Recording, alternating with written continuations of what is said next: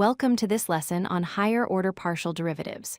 If you are comfortable with taking basic partial derivatives, the next step is to understand what happens when we differentiate a function more than once. Specifically, we will explore the four second-order partial derivatives: fxx, fxy, fyx, and fyy. Before we dive in, let's briefly recall what first-order partial derivatives represent. The partial derivative with respect to x, denoted as f sub x, measures the slope of the surface in the x direction while holding y constant. Similarly, f sub y measures the slope in the y direction while holding x constant. When we take the derivative of a function f of x and y, we get two first derivatives. But we can differentiate each of those again. Notice the tree structure here.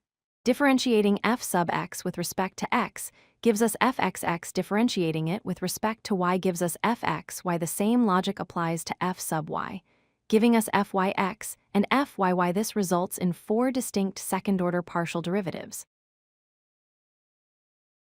Let's break down fxx. This is the partial derivative of f sub x. With respect to x intuitively, this measures the rate of change of the slope in the x direction as we move along the x-axis. You can think of this as describing the concavity or curvature of the surface, specifically in the x direction.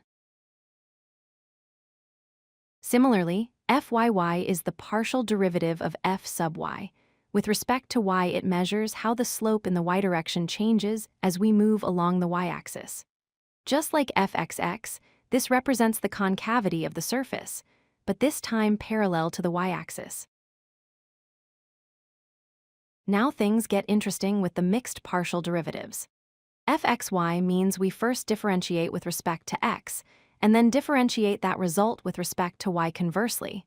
For fyx, we differentiate with respect to y first, and then with respect to x, the order of operation is indicated by the subscript notation, reading from left to right. What does a mixed partial like fxy actually represent? It asks the question, how does the slope in the x direction change as we move in the y direction? If this value is non-zero, it indicates that the surface is twisting. The steepness in one direction depends on your position in the other direction. You might wonder if the order of differentiation matters. For most functions you will encounter in calculus, the answer is no.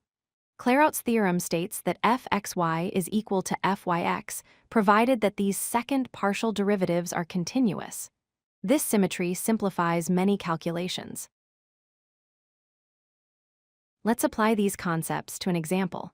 Consider the function f of x and y equals x cubed plus x squared, y cubed minus 2y squared. Our goal is to calculate all four second-order partial derivatives for this function. First, we need to find the first-order partials. Differentiating with respect to x, treating y as constant, gives us 3x squared plus 2xy cubed. Differentiating with respect to y, treating x as constant, gives us 3x squared y squared minus 4y. Now we differentiate again. For fxx, we differentiate our first result with respect to x to get 6x plus 2y cubed. For fxy, we differentiate that same first result with respect to y, getting 6xy squared. Doing the same for the fy branch, we find that fyx is also 6xy squared, confirming Clairaut's theorem, and fyy is 6x squared y minus 4.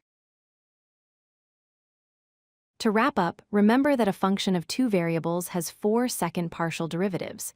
The pure partials, fxx and fyy, describe concavity.